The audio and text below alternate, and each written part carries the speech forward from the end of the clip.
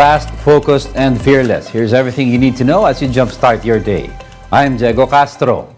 Police have filed criminal complaints against Negros Oriental Representative Arnie Teves and several others.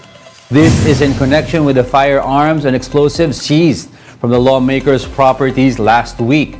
Teves was not present during the raids. Six of his staff were arrested. Isasampa po ng CIDG yung kaso laban sa kanila dahil may mga na-recover po ng mga loose firearms and explosives doon po mismo sa bahay po nila.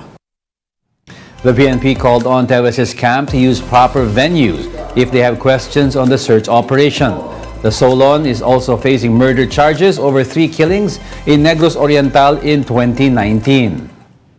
On the part of the PNP po we stand with the statements po ng ating operating unit na they followed po yung protocol and procedures po doon po sa pag-implement po ng search warrant. The Justice Department has indicted suspended Bucor Chief Gerald Bantag for the killing of radio host Percy Lapid and the alleged middleman in the killing, June Villamor. The panel of prosecutors have also approved formal charges against Bantag's supposed right man, former Bucor Deputy Security Officer Ricardo Zulueta, and several others allegedly involved in the crime. Bantag and Zulueta are facing 2 counts of murder over the killings. For the murder of Lapid, the panel found probable cause to indict both Bantag and Zulueta as principals by inducement. The panel also found probable cause to indict self-confessed gunman Joel Escorial and 3 others for murder as principals by direct participation. Bantag's legal counsel Rocky Balisong said they will file the necessary pleadings once their camp has studied the panel's resolution. The Mabasa family, meanwhile, welcomes the development but notes that they will not be complacent as they expect some delaying tactics to be employed. Kaya ngayon, masaya kami na meron ng resolution at hopefully the wheel of justice will already start to turn. Okay? So, ang ano lang is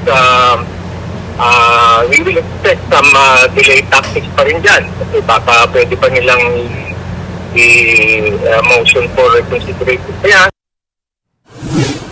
the Supreme Court's Third Division has dismissed charges for rape and acts of lasciviousness against actor and TV host Wong Navarro. In its ruling, the SC reversed and set aside the Court of Appeals July 2021 and September 2022 decision directing the Justice Department to revive the case. The High Court says the CA does not have basis to reverse the prosecutor's findings that there was a lack of probable cause against Navarro. The SC added that the CA, quote, gravely erred in reviving the case. This stemmed from a complaint filed by Denise Cornejo against Navarro in 2014, which was eventually dismissed by the Justice Department. Navarro was arrested in September 2022 when the CA revived the case, but the actor was allowed to post bail of 1 million pesos. It's a sign of vindication also. It is a vindication to Wong. Decision kasi will be a ground for the dismissal of the cases pending before the court. The rape case, which is now pending before RTC Branch 69, and also the acts of lasciviousness that is pending before the Metropolitan Trial Court in Taguig. We'll be back with more stories after the break. Keep it here on One News.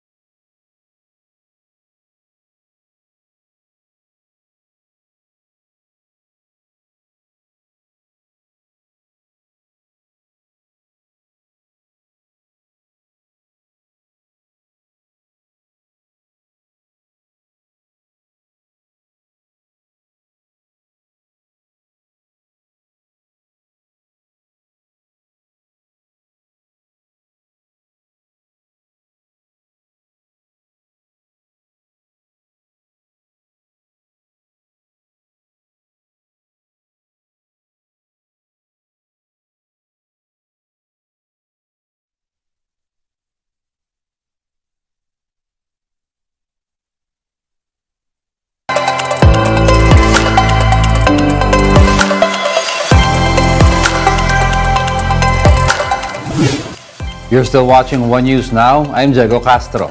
The lower house has approved on third and final reading the bill pushing for a constitutional convention to amend the 1987 Constitution. Congress yet again flexed the power of its supermajority, with 301 lawmakers voting yes to the measure and only 7 negative votes. Now that the resolution of both houses and the accompanying bill have hurdled the House, the ball is in the Senate's court. But for Albay Congressman Edsel Lagman, who voted no to the measure, the House's approval of CONCON was premature, as the Senate has yet to act on the resolution. Senate President Mig Zubiri earlier said that it would be useless for senators to tackle charter change at this time, since there would be no vote for it in the upper chamber. Still, House Speaker Martin Romualdez maintained that there is a need to amend the Constitution's economic provisions to make the country more open to foreign investments. Lagman warned, though, that the House's proposed amendments may not only be limited to economic provisions. The political provisions in the Constitution can be altered, including term limits. This could be the clandestine agenda which the people feared when they invariably opposed Chacha before and until now. Some updates on the oil spill. Senators found out that the sunken tanker that leaked fuel in the waters of Oriental Mindoro and other areas have no permit to operate. Mian Los Baños with the report. Masakit sa akin bilang gobernador. Kami ang apektado ng lahat ng ito. Oriental Mindoro Governor Humerlito Dolor was emotional as he faced senators on Tuesday. He's blaming the Philippine Coast Guard and the Maritime Industry Authority or Marina for allowing the MT Princess Empress to sail without a permit to operate. Senators learned that the oil tanker did not have an amended Certificate of Public Convenience or CPC. A CPC is issued by the Marina to a domestic water transport service provider to operate a vessel for commercial or public use. The PCG admits that there were lapses in the inspection made by their personnel and says it is considering possible administrative and legal action against these inspectors. So dapat yung mga personnel sa pier, bago maglayad yung barko, inaakyat, sumasampa, tinitingnan mga papeles, kung ano-ano pa mga requirement to make sure na pwede ito, authorize ito na maglayag. Di po ba? Kasi if you did that, wala sana oil spill. Wala akong ma-imagine na inspection ng barko na hindi binoard ang barko. And this is what we really want to forward to National Headquarters to conduct administrative investigations pertaining to lapses of our personnel. Senators also got to hear the side of RDC Riel Marine Services, the owner of the sunken MT Princess Empress. RDC applied for amended CPC last November 2022, but until now, they have yet to receive the document. As it turns out, the MT Princess Empress is a new vessel, and under Marina rules, a company should apply for an amendment to their CPC for every new vessel acquired. RDC admits that the tanker was able to sail 9 times while waiting for the amended CPC. Which we are going to hear pa sana, may hearing. May kulang na mga documents. So, i-hear pa natin yan. So, hindi sila na-issuehan kaagad. In terms of compensating those affected by the oil spill, the company says it's already processing claims. RDC is covered with $1 billion protection and indemnity insurance. However, senators doubt if RDC can actually claim this insurance since it has incomplete documents. Sabi nila makaka-claim daw sila sa insurance company. Galing ako sa business eh. Alam mo, yung insurance company, maghahanap yan ng basis para hindi sila magbayad. Sa insurance po kasi, they don't ask for the, I think they ask for the CPC, but the CPC, meron po kaming valid CPC. Apart from monetary compensation, LGUs and Oriental Mindoro are demanding other forms of assistance. Response, clean up. There, they are helping us together with Harbor Star and Malayan Toways. Pero as far as to direct assistance to our kababayan, yun po ang wala. Ang pagkain is basic. We don't have to ask you to give food. We don't have to ask you. Human compensation is another matter.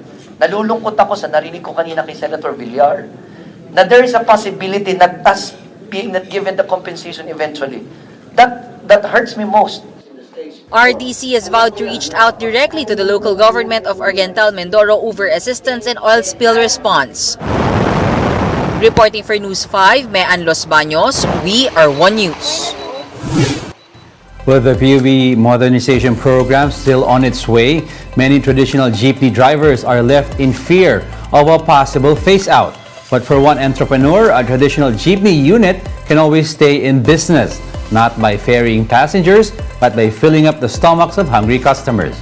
This is the Egg Luck Rolling Store, a traditional jeepney turned food cart owned by former flight attendant Angel Luck Pedro. The seats were turned into a kitchen top complete with stoves and other cooking appliances. Shelves were also installed inside the jeepney for utensils and ingredients. This is the second jeepney unit that Angel's team has converted after they opened Egg Luck for franchise. A total budget needed for purchasing, renovation, and customization of a jeepney unit is at 250,000 pesos. Currently, Angel's business earns up to 6 digits per month, with their egg sandwiches costing 89 to 129 pesos per order. And that's it for this hour. Join us again at 7:45 a.m. as we continue to monitor the day's biggest stories. I'm Diego Castro. We are One News. All sides, all the time.